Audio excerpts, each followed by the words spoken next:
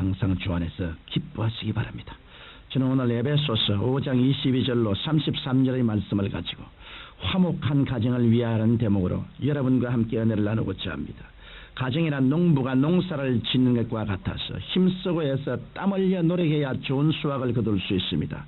노력하지도 않으면서 행복한 가정을 기대하는 것은 씨만 뿌려놓고 난 다음 풍성한 수확을 기대하는 어리석은 농부와 같은 것입니다. 진실로 화목하고 행복한 가정을 이루기 위해서는 끊임없이 노력해야 합니다. 그러면 우리가 화목한 가정을 이루기 위해 끊임없이 노력하며 지켜야 할 일들은 무엇일까요? 오늘은 이에 대하여 생각해 보고자 합니다. 첫째로 우리가 화목한 가정을 이루기 위해서는 먼저 하나님과 친밀해야 합니다. 온 가족이 한 하나님을 함께 믿고 함께 바라고 함께 사랑하는 이 신앙생활이 가족의 합일점을 만들어주며 결과적으로 가정의 화목과 행복을 마련해 주는 것입니다. 비록 아침에는 온 가족이 직장과 학교로 뿔뿔이 헤어진다고 할지라도 저녁에 한자리에 모여 한 하나님 아버지를 모시며 믿음도 소망도 사랑도 하나 되는 합일점을 만들어야 행복한 가정을 이룰 수 있지, 이런 합일점 없이 서로 자신의 관심만 추구한다면 행복한 가정을 이룰 수 없는 것입니다. 또한 주의를 거룩하게 지키면서 함께 예배드려야 합니다. 함께 성경 읽고 함께 기도하며 예배드리는 가정은 언제나 함께 있게 됩니다. 이 때문에 가정의 제상이 된 남편은 가족들을 주일에 교회로 인도하는 것은 물론 평일에도 함께 기도하고 함께 성경 읽는 시간을 늘 가져야 할 것입니다. 성경 마태복음 6장 33절에는 너희는 먼저 그의 나라와 그 의를 구하라, 그리하면 이 모든 것을 너에게 더하시라고 말씀하셨습니다. 가정을 중심으로 해서 온 가족이 먼저 그의 나라와 그의 곧 하나님의 일을 먼저 구하는 삶을 살아갈 때 이 험한 세상에서도 행복하고 화목한 가정을 이룰 수 있는 것입니다. 둘째로 우리가 화목한 가정을 이루기 위해서는 가정의 질서가 아름답게 유지되도록 해야 합니다. 성경 에베소서 6장 1절로 2절에는 다음과 같이 부모와 자녀의 관계에 대하여 기록하고 있습니다. 자녀들아 너희 부모를 주 안에서 순종하라, 이것이 옳으니라. 내 아버지와 어머니를 공경하라, 이것이 약속 있는 첫 계명이니 이는 내가 잘 되고 땅에서 장수하리라. 또 아비들아 너희 자녀를 노엽게 하지 말고 오직 주의 교양과 훈계로 양육하라. 이 말씀에서도 알 수 있듯이 기독교는 효도의 종교입니다. 하나님의 아들 예수 그리스도께서는 아버지 하나님께 절대 순종하고 복종하셨습니다.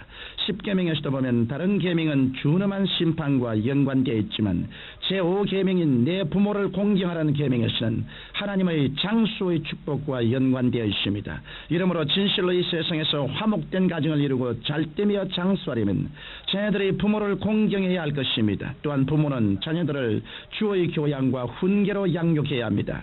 자녀들은 개인의 소유물이 아니라 하나님께서 주신 기업이요 상급이므로 함부로 대해서는 안 되는 것입니다. 이처럼 부모와 자녀 간의 위계 질서가 올바로 유지되고 자녀와 부모가 지켜야 할 마땅한 본분을 지킬 때 비로소 가정에서는 행복이 싹트게 되는 것입니다. 셋째로 우리가 화목한 가정을 이루기 위해서는 가족 상호 간에 친밀해야 합니다. 가족이 서로 친밀하기 위해서는 먼저 관심을 갖고 서로를 즐길 수 있어야 합니다. 따라서 함께 즐길 수 있는 시간을 많이 마련해야 합니다. 서로 바쁘다는 이유로 함께 즐길 수 있는 시간을 마련하지 못하면 삭막한 가정이 되고 맙니다. 이러므로 함께 예배드리는 것은 물론이요, 가능하다면 조금 기다리더라도 온 가족이 함께 둘러앉아 식사하면서 대화해야 하며 가끔 휴일에는 함께 야외로 나가는 시간도 마련해야 합니다. 인간은 자주 만나 많이 대화할 때 친밀해지는 법입니다. 나아가서 가족이 서로 친밀해지기 위해서는 서로 이해하고 동정해야 합니다. 무정함은 상대방에게 큰 상처를 입힙니다. 그러나 이해하고 동정하게 되면 서로 짐을 나누어지게 됩니다. 이 때문에 가족 중 누구 한 사람이라도 어려운 일을 당하면 온 가족이 서로 이해하고 동정함으로 짐을 나누어져야 합니다. 또한 성내지 말아야 합니다. 이 세상을 살다 보면 성이 안 날 수 없을 것입니다. 그러나 사람이 성을 낼 때에는 이성을 잃고 원치 않은 말을 하게 됩니다. 그 결과 서로의 관계가 파괴될 뿐 아니라 성을 낸 당사자는 자신을 비열하게 생각하게 되는 것입니다. 그러므로 성이 날 때는 이런 사실을 한번 기억해보고 참을 수 있도록 했어야 합니다. 애를 쓰며 마음을 가라앉힌 후 생각해보면 성내지 않기를 잘했다는 생각이 들 것입니다. 나아가서 가족이 친밀해지려면 잘못을 솔직히 고백함으로 용서받고 또 용서해주는 습관을 들여야 합니다. 잘못을 범했어도 불구하고 내가 어떻게 먼저 고백하고 용서를 빌어라고 고집을 부린다면 가족 간의 교제는 깨어져 버리고 말 것입니다. 그러나 잘못을 솔직히 고백하고 용서를 구하면 이전보다 더욱 화목하고 행복한 가정이 될 것입니다. 끝으로 가족이 친밀해지려면 어려운 환경에 처해 있는 가정을 온 가족이 힘을 합해 도와주어야 합니다. 온 가족이 합심해서 어려운 이웃을 도와주게 되면 도와주었다는 기쁨과 함께 자신의 가정에 대한 큰 긍지가 생겨 가족 간의 사이는 더욱 친밀해지게 되는 것입니다.